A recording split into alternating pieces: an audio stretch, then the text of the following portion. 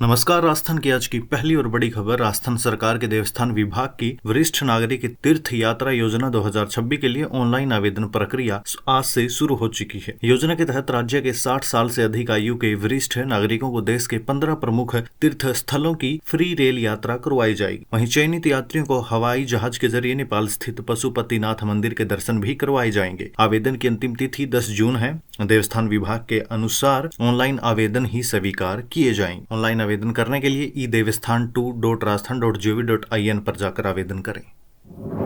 चलिए दोस्तों, मौसम को लेकर भी बड़ी अपडेट आई है। राजस्थान में नौतपा के पहले ही दिन जयपुर, कोटा, श्रीगंगानगर, बीकानेर, जैसलमेर समेत कई जिलों में तेज गर्मी महसूस हुई। कोटा प्रदेश का सबसे गर्म शहर रहा। वहीं दूसरे दिन सीकर में बरसात हुई और ओले भी गिरे। वहीं तेज गर्मी हीट वेव की मार झेल रहे लोगों के लिए अब थोड़ी राहत की उम्मीद है। एक वेस्टर्न डिस्टर्बेंस एक्टिव होने से राज्य के उत्तर पूर्वी जिलों के मौसम में बदलाव देखने को मिल सकता है। 16 जिलों में आंधी चलने और हल्की बारिश के साथ ओले गिरने का येलो अलर्ट है। 19 जिलों में हीट वेव का ऑरेंज और येलो अलर्ट है। कृषि मंत्री डॉक्टर किरोड़ीलाल मीणा ने जयपुर के गोविंदगढ़ इंडस्ट्रियल एरिया स्थित एसीएस नाम की मूंगफली फैक्ट्री पर छापा मारा। फैक्ट्री में बाजार से खरीदी गई मूंगफली की पैकिंग कर RG 510 बीज के नाम से बेचा जा रहा था। मंत्री यहां पहुंचे और जांच के दौरान फैक्ट्री परिसर में स्टॉक, पैकिंग सामग्री और बीज के सैंपल लिए। प्रारंभिक जांच में मूंगफली बीज में गड़बड़ियां और अल्फाटोक्सिन फंगस संक्रमण की आशंका सामने आई है। राजस्थान लोक सेवा आयोग की सीनियर टीचर प्रतियोगी परीक्षा 2025 का कार्यक्रम जारी हो गया है। 12 से 18 जुलाई 2026 तक ये एग्जाम होंगे। आयोग ने अलग अलग सब्जेक्ट की परीक्षाओं को 4 ग्रुप A, B, C और D में बांटा है। ये भर्ती 6500 पदों के लिए हो रही है। 12 लाख से ज्यादा कैंडिडेट्स ने आवेदन किए हैं।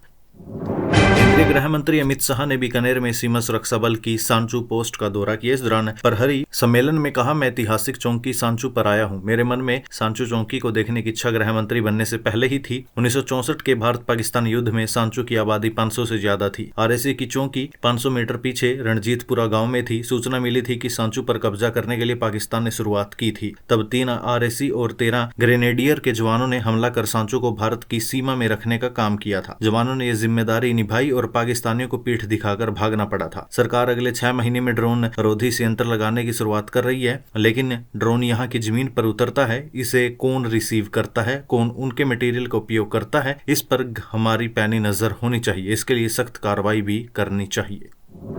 पेट्रोल, डीजल और CNG की कीमतों में बढ़ोतरी और किल्लत को लेकर पूर्व CM अशोक गहलोत ने सरकार पर निशाना साधा है। गहलोत ने कहा कि अभी तो केवल मोदी जी ने देशवासियों को आह्वान किया है कि आपको क्या क्या कदम उठाने हैं। उसके बाद जहां जहां बीजेपी की सरकार है वहां के मुख्यमंत्री और उनके मंत्रियों का नाटक शुरू हो गया। कोई रिक्शा में गए, कोई पैदल गए, कोई इलेक्ट्रिक वैन में गए और वो तमाशा अभी भी चल ही रहा है। और इस तमाशे से पब्लिक में मैसेज नहीं जाता। अगर आप हकीकत में कुछ त्याग करते हो, उसका मैसेज सीधा गली उतरता है। पर ये खाली तमाशा कर रहे हैं। गहलोत जयपुर में मीडिया से बातचीत कर रहे थे, तभी उन्होंने ये बयान दिया है। इसके अलावा गहलोत ने कहा कि अब पेट्रोल डीजल के दाम और ज्यादा बढ़ा दिए गए हैं, CNG के दाम बढ़ा दिए। ये कोई मजाक चल रहा है क्या? आप खुल के कहो कि ये हमारी मजबूरी है। लोग उस बात को लाइक करेंगे, समझेंगे कि नेता प्रतिपक्ष का सम्मान किया है। उन्होंने जो मांग की है उसका सरकार ने जवाब दिया है। ये तो कायदे की बात हुई, लेकिन बीजेपी जो कर रही है वो बिल्कुल ही ऐसे काम कर रही है जिससे लोगों में गलतफहमी पैदा हो।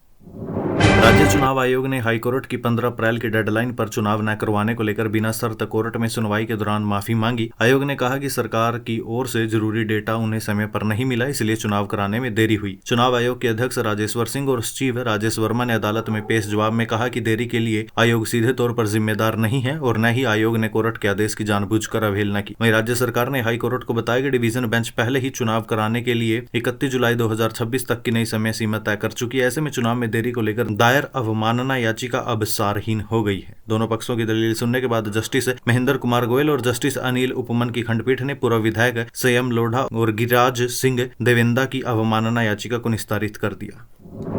प्रधानमंत्री नरेंद्र मोदी की ऊर्जा और फ्यूल बचाने की अपील के बाद प्रदेश में मुख्यमंत्री, मंत्री और संगठन पदाधिकारी पेट्रोल डीजल के वाहनों को छोड़ EV पर शिफ्ट हुए। कई नेता निजी वाहन छोड़कर सार्वजनिक परिवहन से यात्रा कर रहे हैं। वहीं अब बीजेपी ने PM मोदी की अपील को जन जन तक पहुंचाने का प्लान बनाया। इसके लिए प्रदेश संगठन ने इस 31 मई को आयोजित होने वाले PM मोदी के मन की बात कार्यक्रम में शामिल होने वाले नेताओं और कार्यकर्ताओं को निर्देश दिए कि वे कार्यक्रम में EV, ई रिक्शा, साइकिल और पैदल चलकर ही पहुंचे। गर्मी की छुट्टियों में यात्रियों की बढ़ती भीड़ को देखते हुए रेलवे प्रशासन ने जोधपुर मंडल से संचालित 14 जोड़ी ट्रेनों में विभिन्न श्रेणियों के 35 एक्स्ट्रा कोच अस्थायी रूप से लगाने का निर्णय लिया है। ये सुविधा जून महीने में उपलब्ध रहेगी। इससे वेटिंग वाले यात्रियों को राहत मिलेगी। जोधपुर मंडल रेल प्रबंधक अनुराग त्रिपाठी ने बताया कि यात्रियों की सुविधा और अतिरिक्त मांग को ध्यान में रखते हुए चयनित रेल सेवाओं में एसी, स्लीपर और जनरल डिब्बों की बढ़ोतरी की जा रही है।